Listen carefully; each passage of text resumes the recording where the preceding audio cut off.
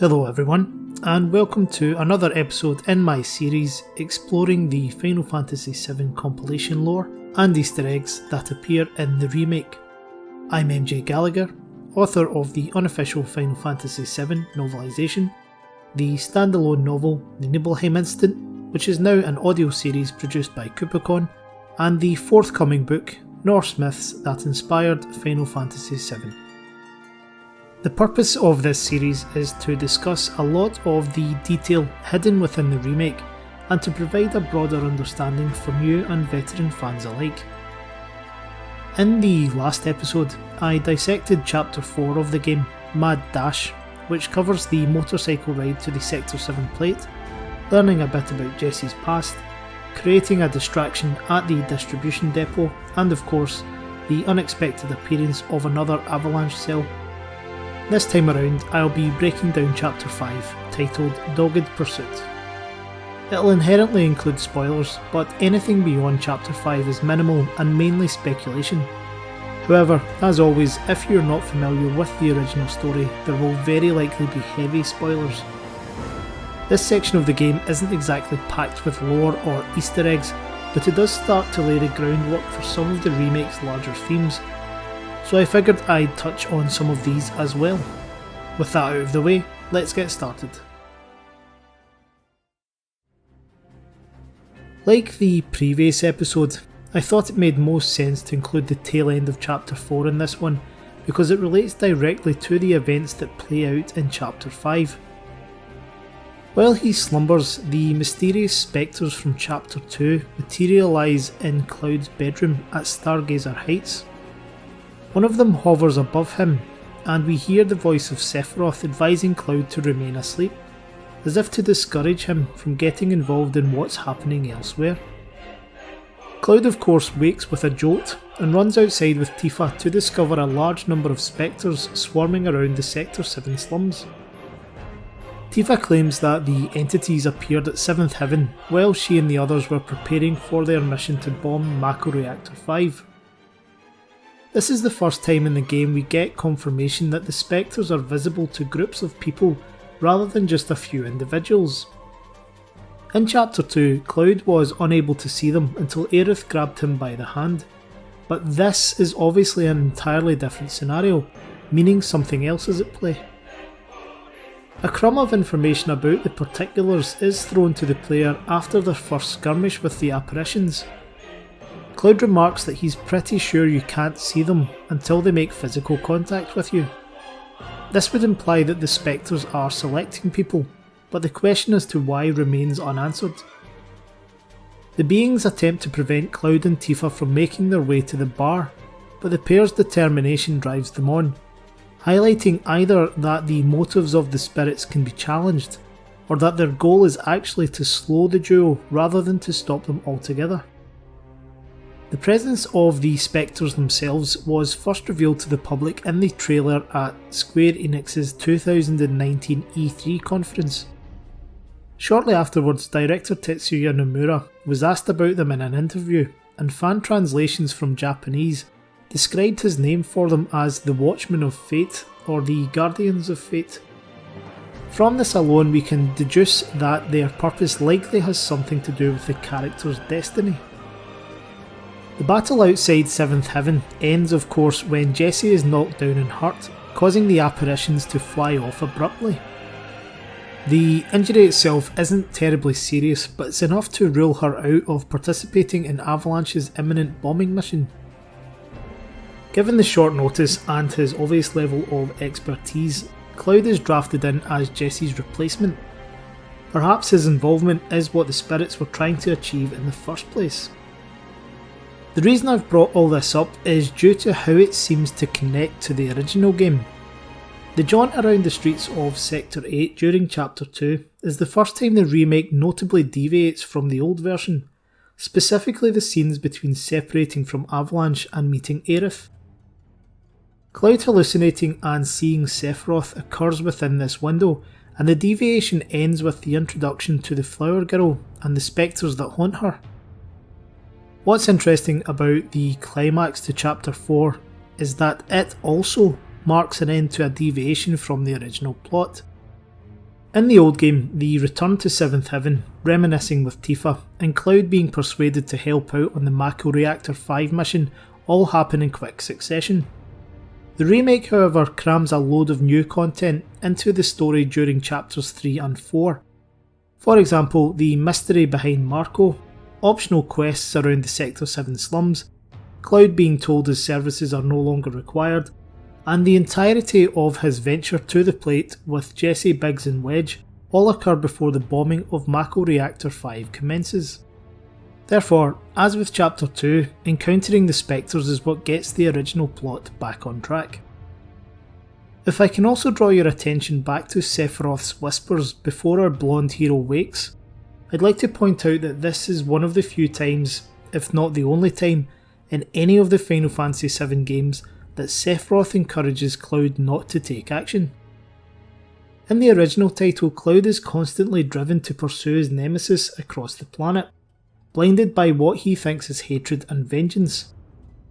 It's later revealed that this drive is none other than the Genova cells in his body reacting to the reunion.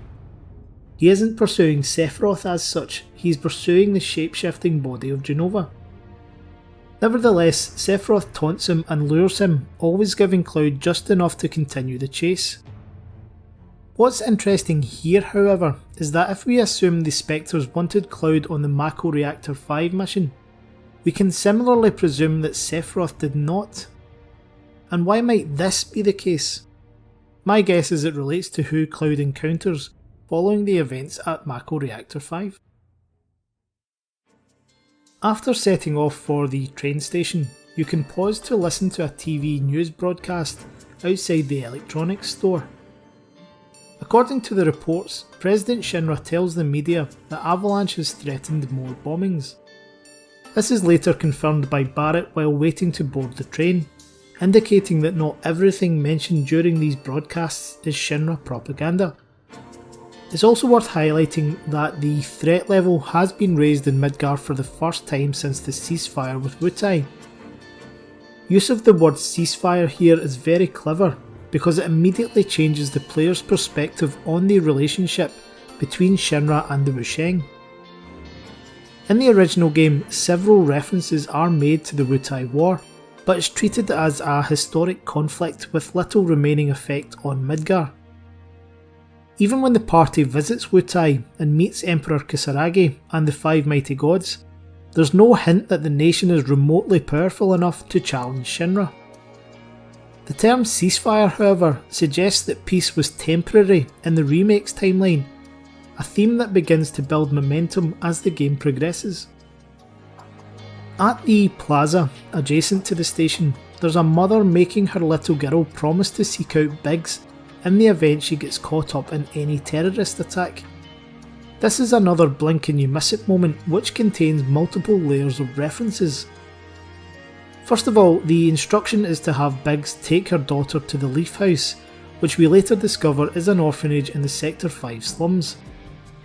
It hits pretty hard when we consider what she's actually saying, particularly when reflecting on the destruction of Sector 7 in the original game and how many kids would have lost their parents. A bit of detail is provided in the official novella On the Way to a Smile by scenario writer Kazushige Nojima, specifically in the Denzel chapter, about what happened to some children after Meteorfall. According to Denzel, he and a bunch of other orphans lived on the streets near this very station, eventually trading food for scrap metal and precious items they found amid the rubble. Their gang even had a name, the Sector 7 Scavengers, and the materials they sourced helped to build Edge. Additionally, anyone who has already completed the game might also spot the very subtle allusion to visiting the Leaf House after an attack, but I won't spoil it here. Among the crowd waiting at the station are Johnny's parents. Following the scene in Chapter 3 where Cloud and Tifa rescue the loudmouthed redhead from the security officers, the player can catch a glimpse of the two outside their home. They are dressed in the same outfits as the old game, which is a nice touch given that those were previously generic, and as before seem to be quite anxious about the fact Johnny's leaving town to venture into the wider world. What might not have been obvious to some players is why they're at the station in the remake. It's really just a brief callback to the original where, when the train to Sector 4 goes into systematic lockdown, Cloud and the others have to make their way through the carriages. Johnny happens to be in one of these, gazing out of the window in excitement.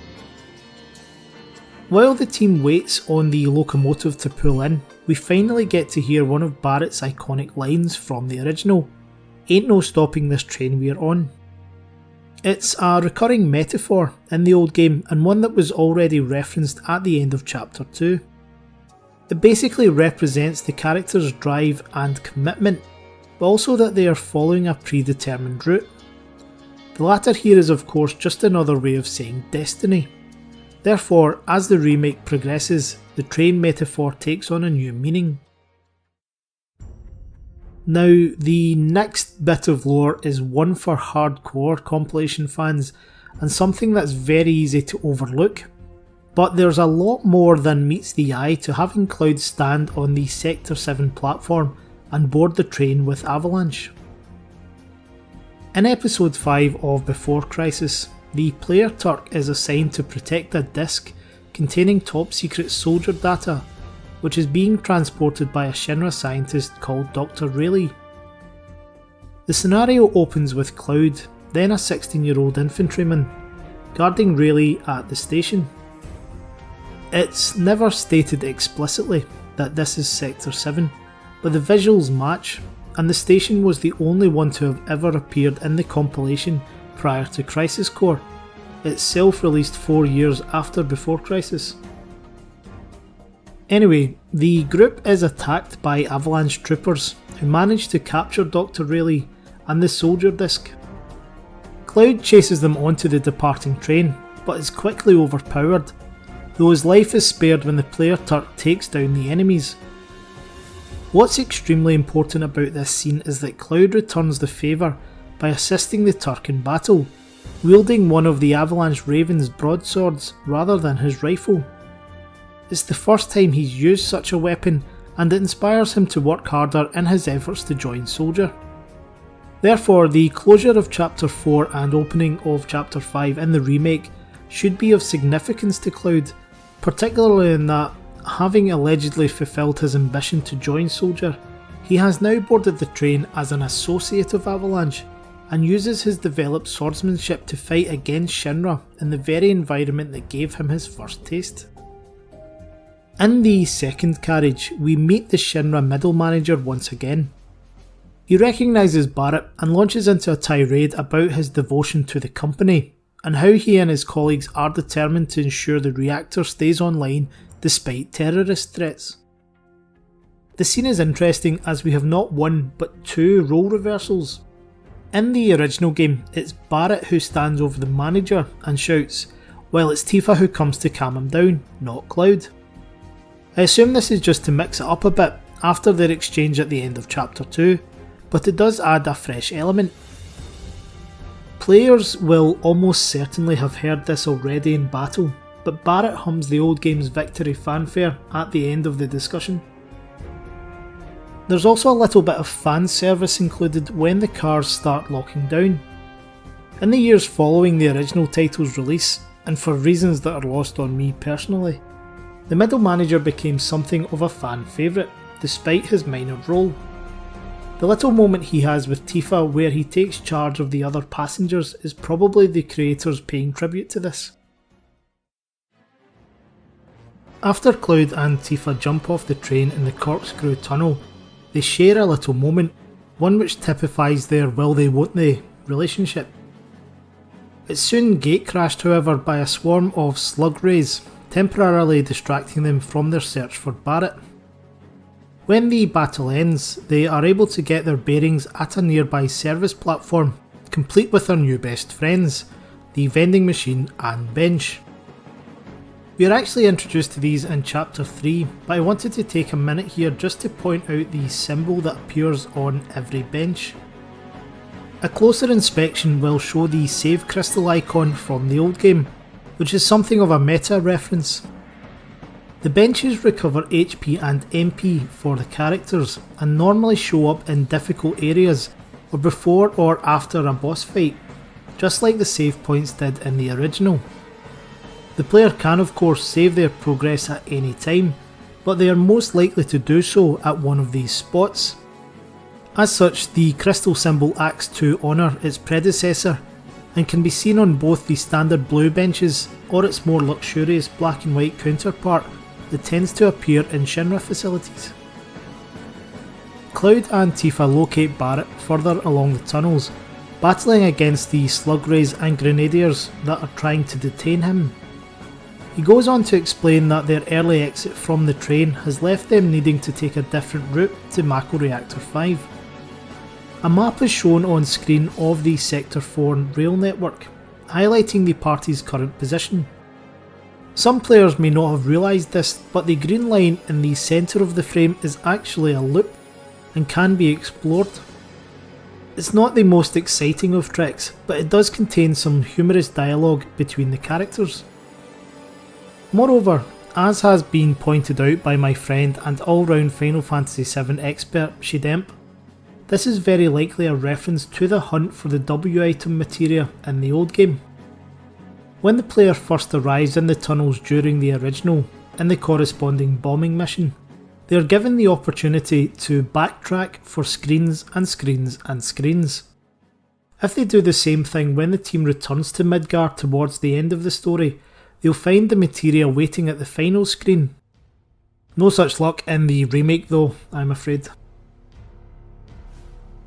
We get a few new scenes in this chapter of Heidegger monitoring the party from a control room. It was already revealed in chapter 1 that Shinra is well aware of their activities, but we gradually learn the extent to which much of the challenges faced have been orchestrated by the Director of Public Security. Even more revealing is that Heidegger and the President have requested projections of the probable damage that would be caused by a certain scenario. Eagle-eyed fans will likely have picked up that this is the foreshadowing of the Sector 7 collapse. In a later scene, Heidegger asks his subordinate if he has already forgotten the war in Wutai, going on to lecture him that an enemy spared is an enemy that will repay your kindness with blood.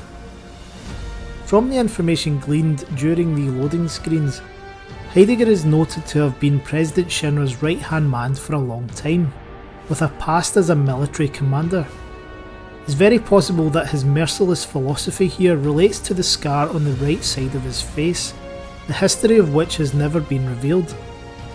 Perhaps the remake's exploration of the tensions with Wutai will shed some light on the matter, and why Heidegger is the way he is.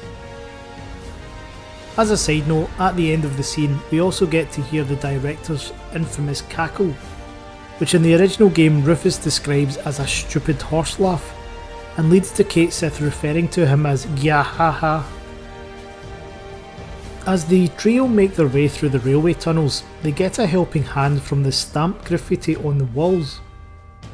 Barret and Tifa remark that it's been put up by their Avalanche colleagues as hidden in plain sight route markers, hence the name of the chapter, Dogged Pursuit. It's not disclosed until an optional cutscene in chapter 14, but all of the artwork was painted by a boy called Finn, who incidentally is also on the scoreboard for darts at 7th Heaven. Anyway, Stamp is a recurring motif throughout the game and seems to have a deeper meaning overall. The information about the canine character given on the loading screens is that he was originally used in propaganda material during wartime. He has since been repurposed by the Shinra company as a pop culture symbol, appearing in cartoons and movies, and as a mascot for various industries or brands, such as the packets of crisps on the dining table at Jessie's parents' house. Again, anyone who has completed the remake will know the significance of that. Stamps also used on the recruitment posters for the Public Security Division, promoting the subliminal acceptance of Midgar being a police city-state, and even has his own theme song, which can be purchased as a music track from a vending machine later in the chapter. Unfortunately, the lyrics to the song provide no clues as to the deeper meaning behind the Brave Beagle, but I have a theory that Stamp represents Cloud and or his story arc. I won't get into it now, but in this particular chapter the former Warhound appears to be assisting Avalanche. As the group stumbles upon the Grasstrike nesting area, Barrett highlights that a lot of creatures have made their home beneath the plate, only to be affected by the Mako. He follows this up, however, by commenting that Shinra are to blame for the monsters. This relates to details from the wider compilation. The 10th anniversary Ultimania defines monsters as plants and animals that have mutated as a result of overexposure to Mako.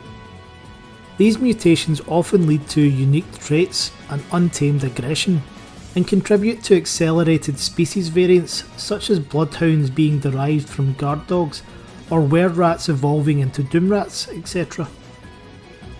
The Ultimania tells us that the two main causes of this are certain creatures' proximity to natural Mako springs in the wild, and of course artificially through experimentation by Shinra scientists. Barrett's remarks may also be a callback to Chapter 3 when Weimar is talking about the Wrathhound escaping from a Shinra laboratory, presumably the one rumoured to exist beneath the slums. Incidentally, the remake's introduction of the Queen Grasstrike and her spawn tending to the nests are very cool ways to emphasise that Midgard's environments and lifeforms extend well beyond what is shown in the game. This is genuinely fantastic world building in my opinion.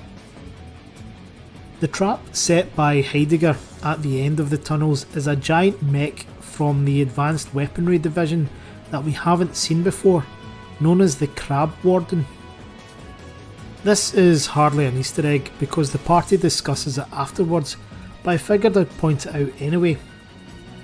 The enemy intel of the robot says that it is an armoured sentry weapon used in the last war. It's now outdated, and Heidegger even calls it a prototype. The connection here is that the current model that protects Shinra facilities is of course the Scorpion Sentinel. And that's not the only variant in the compilation. Crisis Core has Zack battle against a guard spider while on a mission to the town of Benora. Given that Zack's assignment occurs shortly after the climax of the Wutai War, it can be assumed that the design evolution is Crab to Spider to Scorpion.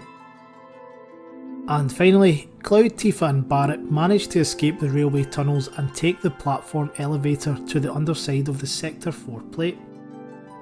Such transportation doesn't exist in Midgar in the original game, or at least it's never shown. It does however exist in Junon, and is the primary way of accessing the upper city from the town of Lower Junon, where Priscilla lives. A nice touch of nostalgia, I'm sure you'll agree. Well folks, this has been my recap of the compilation lore and Easter eggs from Chapter 5 of the Final Fantasy VII Remake. I hope you've enjoyed it, and please be sure to drop me a message with any feedback or something you think I've missed. If you haven't already done so, I invite you to check my Patreon account, where you'll find free downloads to my unofficial novelisation of Final Fantasy VII, the Nibelheim incident, and much more. Subscribers also get access to a huge amount of original content as well, including project artwork, behind the scenes podcasts, mythology articles, etc. And be sure to look out for my new book, Norse Myths That Inspired Final Fantasy VII, which launches in mid-2020. But until next time, take care. I'm NJ Gallagher, and I'll speak to you again soon.